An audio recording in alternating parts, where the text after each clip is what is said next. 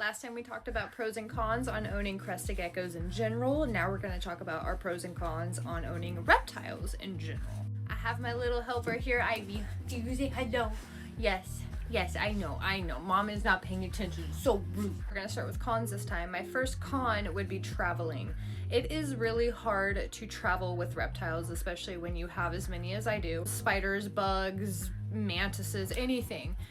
There are very limited amounts of people who will take care of those reptiles or even know how to take care of those reptiles when you're gone. I don't have a lot of friends that know what to even do. If I were to be like, okay, you're in here, this is what you're gonna do for the day, you know, it's a lot. I mean, with the crested geckos, it does become easier because, you know, you can do the powdered food and mistings and this and that, but when it becomes like you're feeding feeders and you're trying to keep temperatures correct and, you know, it just becomes a lot when you're traveling. Unless you have somebody that you trust, it is really hard to try to find somebody to take care of all of your children when you are gone. My second con is that they are expensive. I mean, all of my money goes to my reptiles. Like I said, they can be expensive. Food can be cheap, but when you're buying food in bulk, it becomes more expensive. Lighting is expensive. All of these geckos have UVB. You have to be able to give them what they need. Enclosures, you have to be able to provide lighting, you have to provide food.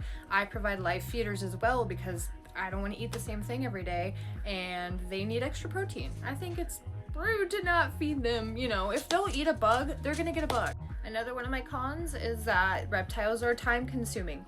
In order to treat them right and be able to properly care for them, it is time consuming. Ball pythons, I mean, they're not all bioactive, but they're all half bioactive, so that means still having to clean up after them. Same with all the crested geckos, they poop all over their glass like every 2 days, so that means a cleanup at least once a week, if not like me where I'm insane and as soon as I see it, it's coming off, besides one of these over here, which is making me real mad. It's a lot of cleanup, it's a lot of time. It takes me like 2 hours every single night to be able to completely make sure that everybody's good. Like that means not just the crested geckos, but the ball pythons, the mantis, the jumping spiders, everybody has to be taken care of. So it is very time consuming and it does take a lot of time from me. I enjoy being here and I enjoy doing it, but it does take a huge chunk of my time. Another one of my cons is that they can stink. Just like a dog or a cat would stink, they can smell. If you don't take care of them and you don't clean up after them, they can stink. A big part of it is my button quail. My button quail are like mini chickens, so they poop every 2.5 seconds. But I always have like something running in here. I always have like a dehumidifier running in here, and I always have, you know, something running in here so that it takes away from the dust. This a ball python and he's got a big old nasty poop. I mean, that's gonna smell up the room. Just that in itself. I mean, you know, just like anything, any animal can stink. You just have to make sure you take care of it. Now we're gonna talk about some of the pros to owning reptiles. Reptiles are actually great for somebody who has allergies.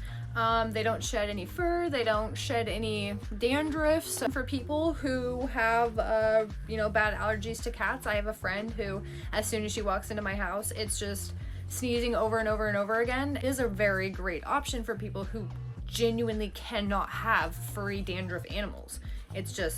It's easier. Reptiles are fantastic to own as long as you do your research. Just make sure that before you get a reptile, you do all your research, you're completely prepared, you've gotten everything you need, the enclosure, everything, so that you're not panicking to try to buy something that you're like, oh, well, I read this and then now I'm being told this.